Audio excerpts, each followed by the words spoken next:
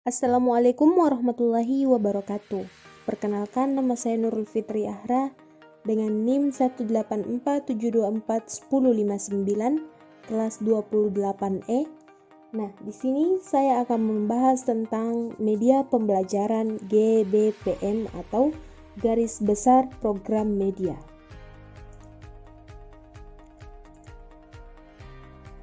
Yang pertama, poin-poin GBPM.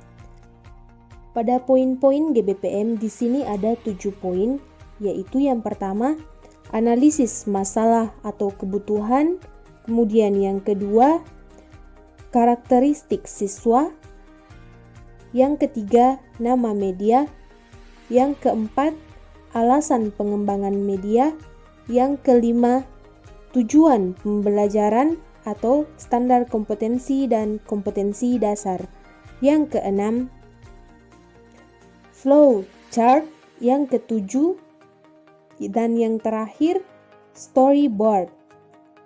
Selanjutnya, analisis masalah atau kebutuhan. Pandemi COVID-19 yang melanda dunia sudah lebih dari 7 bulan terakhir ini berdampak terhadap perubahan aktivitas belajar mengajar, tak terkecuali di negeri ini. Sejak awal Maret, aktivitas pembelajaran daring atau online learning menjadi sebuah pilihan Kementerian Pendidikan dan Kebudayaan untuk mencegah penyebaran virus COVID-19 semakin meluas.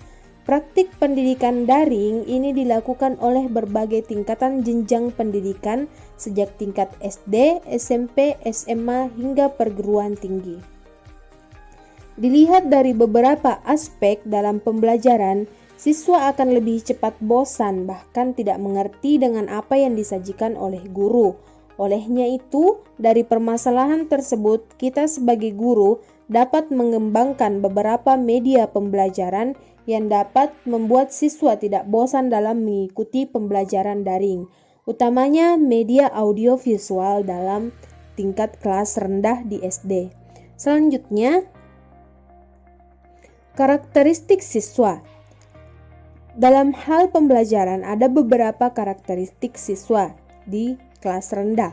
Yang pertama, anak usia SD itu senang bermain. Kemudian yang kedua, anak usia SD senang bergerak. Dan yang ketiga, anak usia SD senang bekerja kelompok. Yang keempat, anak usia SD senang merasakan atau melakukan sesuatu secara langsung. Selanjutnya, nama media. Nama media yang akan saya buat yaitu adalah media audiovisual. Selanjutnya, alasan pengembangan media, mengapa saya memilih media audiovisual.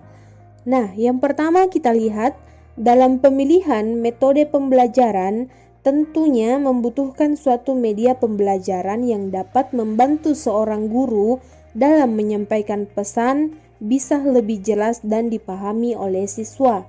Selain itu, media pembelajaran dapat membangkitkan motivasi dan minat belajar yang baru dalam diri siswa. Salah satu media yang dapat digunakan dalam pembelajaran adalah media audiovisual.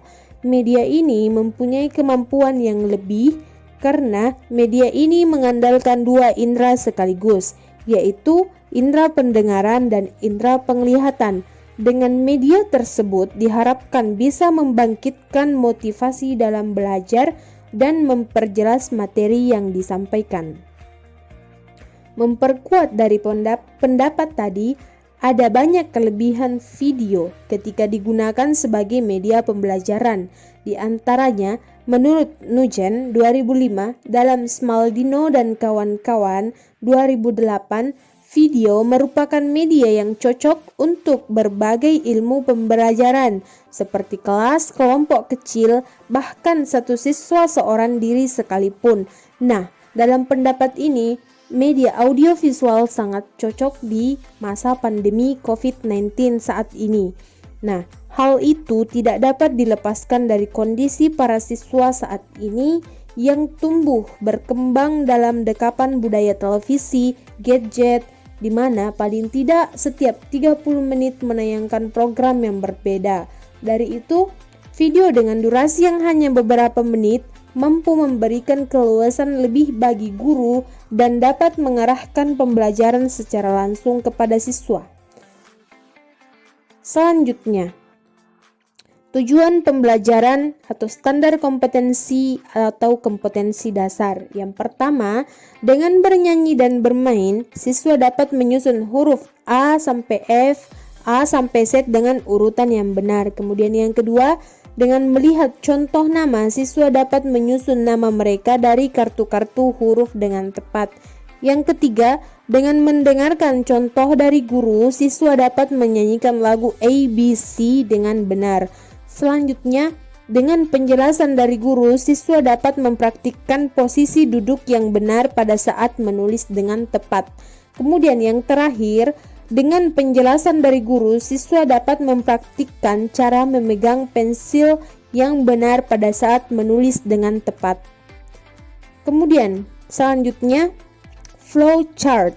Dalam flowchart selalu diawali dengan kata start dan diakhiri dengan kata finish. Seperti yang kita lihat, flowchart media pembelajaran yang akan saya buat yaitu yang pertama ada pembuka, perkenalan, dan KD dan indikator. Selanjutnya bagian kegiatan pembuka, selanjutnya prosesnya kegiatan inti, selanjutnya apakah sudah sesuai dengan KD dan indikator? Jawabannya yaitu jika ya atau tidak.